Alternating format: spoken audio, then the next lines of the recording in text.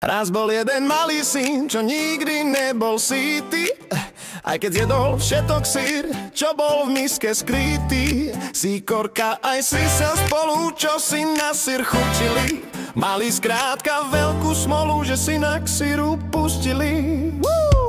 Darmo teraz syčia, keď je vonku si chraví, že hlata smed ich ničia, že nikto im miest nespraví, že vysychá im hrdlo, že sypký syr by chceli, že od hladu im brucho stvrdlo, že zjedli by aj včely.